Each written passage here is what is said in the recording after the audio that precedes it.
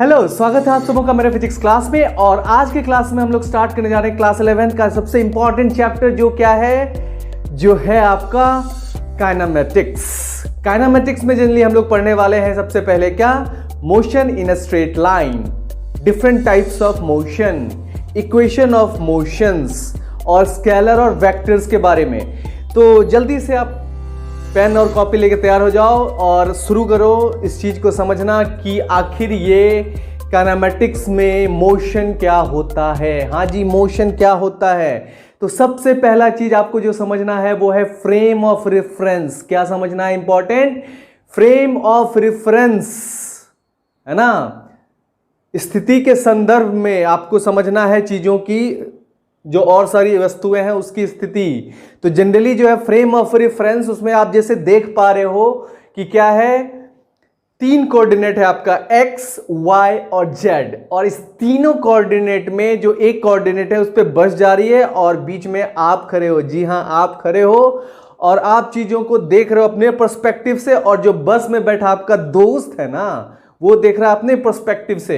तो आपके लिए जो है वो बस जो है वो क्या है, मूविंग है, मतलब मूव कर रहा है, मोशन में है, गति में है, ठीक है। लेकिन जो बस में बैठा आपका दोस्त है ना, उसके लिए आप क्या हो, रेस्ट में हो, है कि नहीं। लेकिन जो बस में बैठा आपका दोस्त है, उसके अनुसार जो उसके साथ बैठा हुआ पैसेंजर है बस में, वो क्या है, रेस्ट में है। लेकिन ठीक है, आई बात समझ में। तो देखिए डिफरेंट फ्रेम ऑफ रेफरेंस है यहां आपके लिए। बस में बैठा हर एक इंसान, हर एक पर्सन क्या है, तो हर एक इंसान आपके लिए क्या है, मूविंग है, मतलब मोशन में है, ठीक है। तो ये क्या एग्जाम्पल है फ्रेम ऑफ रेफरेंस का, मतलब किस फ्रेम ऑफ रेफरेंस की आप बात कर रहे हो, है कि नहीं। तो फ्रेम ऑफ रेफरेंस में जनरली हम लोग देखते हैं 3 कोऑर्डिनेट सिस्टम। एक होता है आपका x कोऑर्डिनेट, दूसरा होता है आपका y कोऑर्डिनेट और तीसरा होता है आपका z कोऑर्डिनेट। जी हाँ, ये 3 कोऑर्डिनेट के सिस्टम पे बेस्ड है आपका मोशन, है कि नहीं। जो x एक्सिस, y एक्सिस देखते हो, z एक्सिस देखते हो, ये क्या है, इसी कोऑर्डिनेट पे है। 3 डायमेंशनल मोशन। हम लोग रहते हैं किधर हैं, हम लोग जो रहते हैं वो क्या है, 2 डायमेंशनल मोशन में रहते हैं। जो बर्ड्स है, मतलब जो चिड़िया उड़ती है, वो 3 डायमेंशनल मोशन है। तो ये सब क्या है, मोशन है। मोशन को और अच्छे से अभी समझेंगे कि क्या क्या डिफरेंट टाइप्स ऑफ मोशन होता है। तो अगर टाइप्स ऑफ मोशन की बात करें तो सबसे पहला टाइप होता है आपका क्या, तो लीनियर मोशन, जिसको हम लोग रेक्टिलिनियर मोशन कहते हैं, और हिंदी में इसको कहते हैं रैखिक गति, ठीक है। मतलब जब भी मोशन आपका एक स्ट्रेट लाइन में हो, किधर, तो एक स्ट्रेट लाइन में हो, तो उस मोशन को क्या कहते हैं हम लोग, रेक्टिलिनियर मोशन, लीनियर मोशन, है कि नहीं। जब भी कोई एक एथलीट एक स्ट्रेट लाइन में मूव कर रहा होता है, मतलब एक सीधी रेखा में अगर वो मूव कर रहा होता है, उसी को तो कहते हैं लीनियर मोशन, रेक्टिलिनियर मोशन। अगर कोई कार है वो एकदम स्ट्रेट रोड पे जा रहा है, तो वो क्या है, रेक्टिलिनियर मोशन, लीनियर मोशन, रैखिक गति, है कि नहीं। और इसके साथ साथ अगर आप और सब एग्जाम्पल देख लो तो बहुत सारे एग्जाम्पल है। जैसे कि एक ट्रेन को देखा, ट्रेन पटरी पे मूव करता है, एकदम स्ट्रेट पटरी है ना, रेलवे ट्रैक जो होता है, उस ट्रैक पे क्या है, ट्रेन एकदम स्ट्रेट लाइन में मूव कर रही है, तो वो भी क्या है, वो भी क्या है आपका लीनियर मोशन, है कि नहीं। तो ये सब मोशन जो है तो होता है क्या, लीनियर मोशन में क्या होता है, motion in a straight line, मतलब एक स्ट्रेट लाइन में जब मोशन हो, उसी को हम लोग क्या कहते हैं, लीनियर मोशन। यहां तक क्लियर है आप लोगों को, यहां तक समझ में आया। तो जब भी आप दौड़ रहे होते हो, कहां दौड़ रहे हो, तो एकदम स्ट्रेट लाइन में दौड़ रहे हो, तो मतलब एकदम सीधी रेखा में दौड़ रहे हो, तो एकदम मतलब उस एक एक्स एक्सिस है, उसी पे दौड़े जा रहे, तो वो क्या है आपका, लीनियर मोशन है कि नहीं। कभी दौड़ा है ऐसा, दौड़ के देखो, एकदम सीधी रेखा में दौड़ते हो, वो है लीनियर मोशन का एग्जाम्पल। फिर जो सेकेंड टाइप आता है वो क्या होता है आपका, तो सर्कुलर मोशन होता है, सर्कुलर मोशन। अब इस सर्कुलर मोशन क्या होता है, तो सर्कुलर मोशन जब भी कोई चीज सर्कल में घूम रहा होता है, जैसे कि जैसे कोई कार है, अगर वो एक सर्कल में रेसिंग ट्रैक पे सर्कुलर में मूव कर रहा है, तो वो क्या सर्कुलर मोशन हो गया, है कि नहीं? जब भी आप एक सर्कुलर पाथ पे अपने जो मैदान है उसके चारों तरफ, एक गोल मैदान के चारों तरफ दौड़ रहे होते हैं, तो वो क्या है? वो है सर्कुलर मोशन का एग्जाम्पल। हाँ जी, वृत्तीय गति। वो क्या है? आपका वृत्तीय गति है, उसमें आप एक सर्कल में मूव कर रहे होते हो, इसी को तो सर्कुलर मोशन कहते हैं, है कि नहीं? तो motion in on the circumference of the circle, है ना? जो सर्कल का सर्कम्फरेंस होता है उस पे जो मोशन होता है, गति होता है, उसी को क्या कहते हैं? Circular motion. क्लियर है यहां तक? तो सर्कुलर मोशन में एक और एग्जांपल, जब किसी भी एक हैवी ऑब्जेक्ट को, मतलब कोई पत्थर को यार बांध लो रस्सी से, उसको ऐसे घुमाए हो, इस तरह से घुमाते हो, तो वो क्या है? वो भी तो सर्कुलर मोशन है। आप इस तरह से घुमाते हो तो वो क्या है? आपके हाथ में वो टाइटली रहता है, तो उसमें वो चारों तरफ क्या होता है? घूमता है कि नहीं? तो ये क्या है? आपका सर्कुलर मोशन का एग्जाम्पल है। सर्कुलर मोशन का आपका क्या है? वो एग्जाम्पल है। उसी तरह से फिर क्या है कि जो आपका मतलब जो प्लैनेट्स होते हैं, जिसमें कि अर्थ भी आता है, धरती भी आती है, वो सूर्य के चारों तरफ चक्कर काटती है, तो उस जो ऑर्बिट में सन के चारों तरफ चक्कर काटती है धरती, वो क्या है? तो वो भी तो सर्कुलर मोशन है कि नहीं है? तो सर्कुलर मोशन में अगर और सारा एग्जांपल ले लिया जाए तो जो आपका फैन घूम रहा होता है, आपके सर पे जो फैन घूम रहा है, उसमें अगर एक पॉइंट ऑब्जेक्ट, मतलब उसमें एक टिक कर दोगे मार्क, और उस मार्क फिर फैन को घुमाओगे, तो वो क्या है? एक सर्कुलर मोशन हो जाएगा। ठीक है, लेकिन यहां पे सर्कुलर मोशन और रोटेशनल मोशन के बीच में आपको डिफरेंस समझना होगा, जो कि हम आने वाले टाइम में करेंगे। तो बेसिकली लीनियर मोशन, जब मोशन एक स्ट्रेट लाइन में हो, फिर आता है सर्कुलर मोशन, जब मोशन एक सर्कुलर पाथ में हो। ठीक है, उसके बाद नेक्स्ट मोशन आता है आपका क्या? Rotational motion. कौन सा मोशन? रोटेशनल मोशन, घूर्णन गति।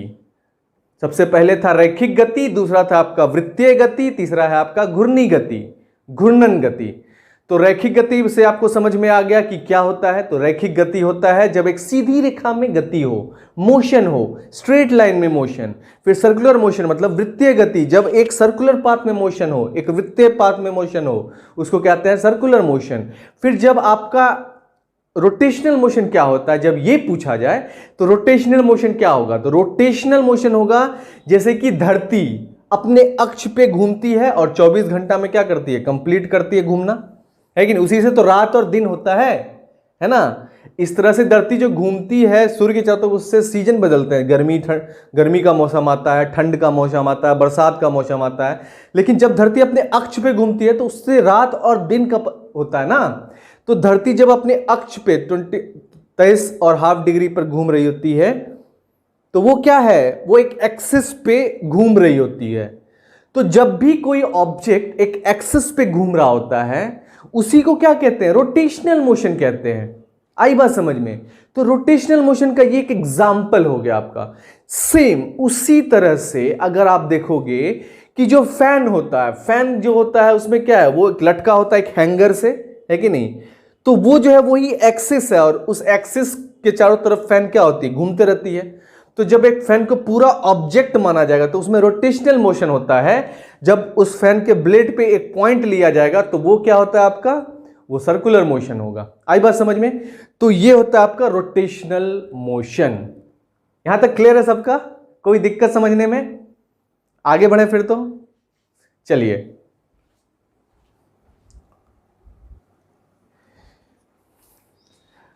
फिर आता है आपका क्या? तो वाइब्रेटरी मोशन, जिसको हम लोग ऑसिलेटरी मोशन भी कहते हैं। और ये जो वाइब्रेटरी मोशन और ऑसिलेटरी मोशन होता है, ये कहां होता है? इसका एग्जांपल जैसे कि आप क्या बता सकते हो? जैसे गिटार कभी बजाया है ना?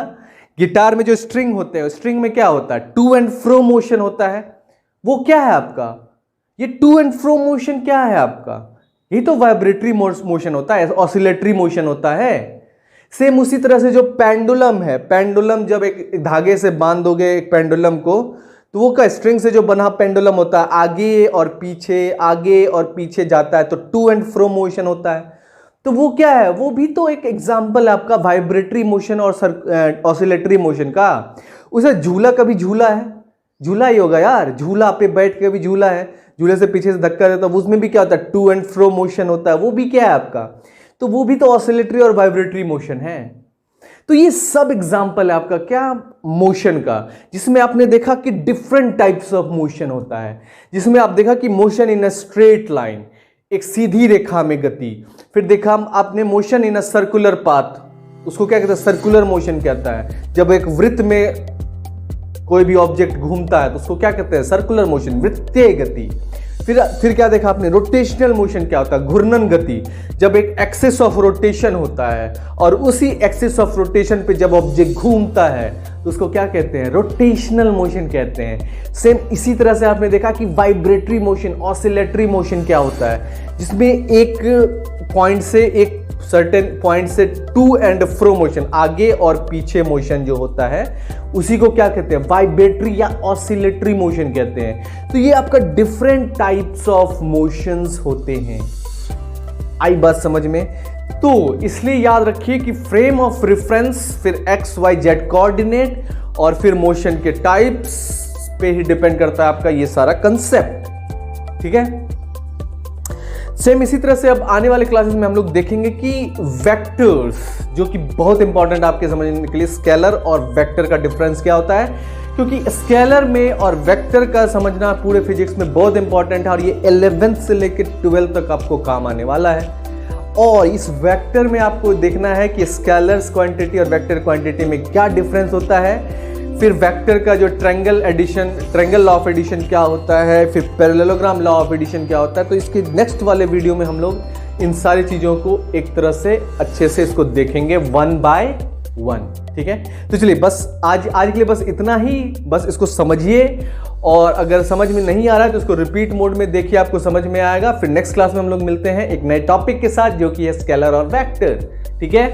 चलिए आज के लिए बस इतना ही। Bye bye. पढ़ते रहिए, जी जान लगा के दम लगाते रहिए और एकदम मेहनत कीजिए और सफलता हासिल कीजिए। चलिए बाय।